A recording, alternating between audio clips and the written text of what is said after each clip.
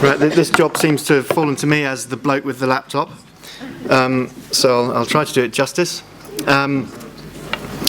So, yes, it was a very wide-ranging and fruitful discussion, I think. I've tried to distill it into the main themes.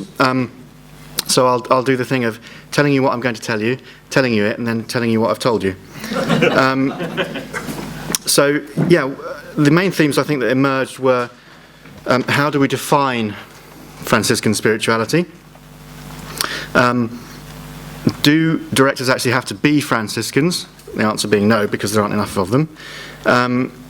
Communication, which definitely overlaps with the previous speaker, the importance of communication. How do we find directors or accompaniers? Seems to be a more popular word. How do we train them? How do we get more guidance from the order on how to pursue our spiritual evolution, growth? What texts and courses are actually available? How do the local groups nourish us as well as the relationship with our spiritual director? How does that then feed into the area? And then how do we actually live out our spirituality? So, there was a feeling within the group that it's not actually that easy to define Franciscan spirituality. We don't have a rule in the same way as, say, the Benedictines do. We develop our own.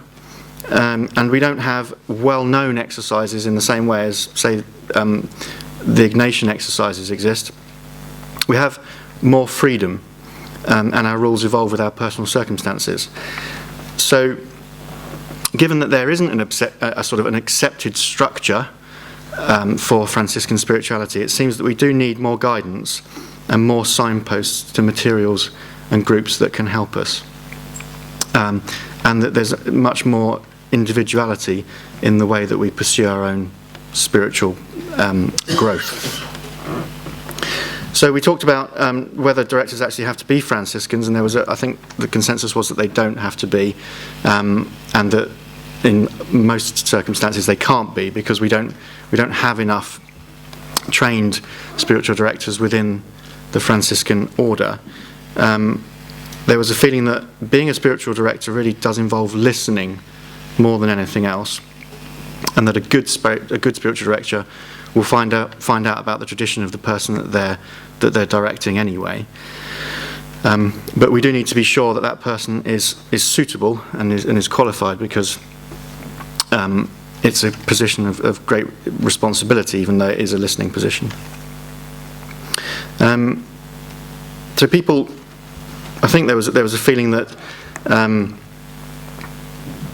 we are lacking guidance and direction, but it emerged that initiatives do exist within the order, but they're possibly not being communicated very well. Texts and courses are available. For instance, spiritual direction courses have been run by Jeremy Plummer and Sister Sue. I hadn't heard about that. And also there's the prayer and study team that are looking into this. Again, not a lot of people have heard of the resources available. For instance, Bonaventure's Tree of Life is a standard text, apparently, and I think 3 hands went up when it was asked who'd heard of it. You can get it on Amazon for about £10. I've just discovered. So you should all go out and buy it. So that, I think the importance of communication overlaps with the previous speaker, and I think it's a theme that's been quite prevalent throughout these 2 days. We talked about finding directors and how difficult it is. We shouldn't be afraid to change director, but when the time's right, when our own circumstances mean that we need to pursue something else. But maybe the difficulty of finding a new director is something that would discourage us from doing that.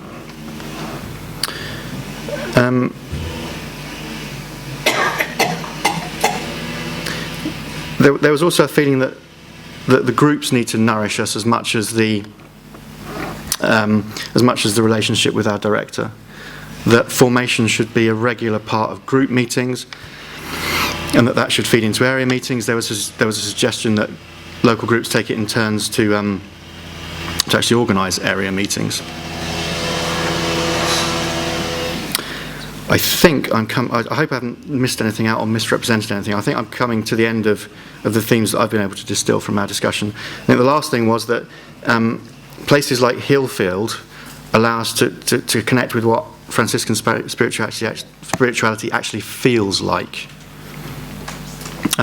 Places like Hillfield are a living out of Franciscan spirituality in creation, in community, and that